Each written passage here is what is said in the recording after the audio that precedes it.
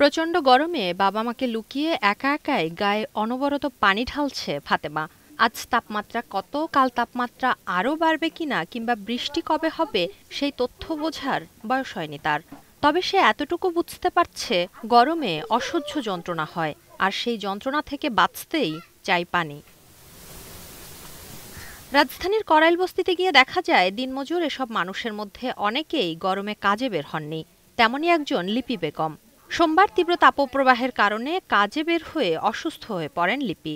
তাপপ্রবাহ দীর্ঘ হলে কিভাবে সংসার চলবে তা নিয়ে রয়েছে শঙ্কা।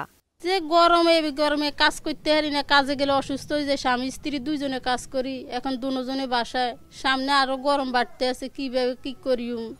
রাজধানীতে গত কয়েকদিন ধরেই তীব্র দাবদাহ চলছে। বুধবার তাপমাত্রা আরও বাড়বে বলছে আবহাওয়া অফিস। এদিকে শুধু সিলেট বিভাগ ছাড়া অন্য কোনো বিভাগে বৃষ্টির পূর্বাভাসও নেই, ফলে তাপপ্রবাহ অব্যাহত থাকবে। গত কয়েকদিন ধরে কিন্তু আপনার বৃষ্টিপাত নেই। দেশের একমাত্র সিলেট বিভাগ ছাড়া কোথাও এরকম বৃষ্টিপাতের নেই। সিলেট বিভাগে প্রায় প্রতিদিনই কম বেশি বৃষ্টিপাত হচ্ছে। এই মাসে আসলে তাপপ্রবাহ কমার ওরকম কোনো সুখকর খবর আমরা দিতে পাচ্ছি না। আসলে তাপপ্রবাহ থাকবে, হয়তো এটা অতি তীব্র বা অতি তীব্র না হলে তীব্র মৃদু থেকে মাঝারি তাপপ্রবাহটা থাকবে। এদিকে গরমের এমন পরিস্থিতিতে রাজধানীর ক্ষুদ্র ব্যবসায়ীরা বিপাকে পড়েছেন। ফুটপাতে দেখা মিলছে না হকার কিংবা কাপড় ব্যবসায়ীদের। গরমের একটা হাওয়া আছে, এই হাওয়াটা খুব গা জ্বলে ওঠে। অনেক সময় বাতাসে থেকে একটু ভালো লাগে, আবার সেই গরম হয়ে যায়। আমি গরিব মানুষ, আমি দোকান না করলে আমার সংসার চলবো না, এই কারণে আমি আসছি। ব্যবসার অবস্থা খারাপই, কারণ মানুষ তো বের হইতে পারে না। প্রচন্ড রোদে একটু কষ্ট করে বসতে হয়, আর রোদের কারণে এখন অনেক লোকজন কম হয়।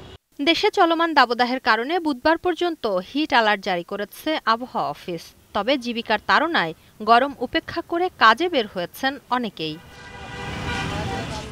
যখন তাপমাত্রা কম থাকে তখন মহাখালীর এই রাস্তাটি হকার থেকে শুরু করে অন্যান্য ক্ষুদ্র ব্যবসায়ীদের দখলে থাকে।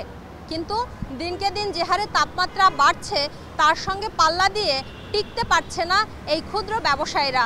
তাই আজ এখানে এসে দেখা গিয়েছে দু একজন ছাড়া এখানে মোটামুটি আর কোনো ক্ষুদ্র ব্যবসায়ী ব্যবসা করতে আসেননি। যে দু একজন ব্যবসায়ী এখানে এসেছেন তারাও বলছেন অতিরিক্ত তাপমাত্রার কারণে ক্রেতা পাচ্ছেন না। শম্পা বিশ্বাস, এখন, ঢাকা। সানবিট সব দিবে সামাল। সানবিট ম্যাজিক প্রেস ডিশওয়াশিং এর মাথা ঘোরানো সলিউশন।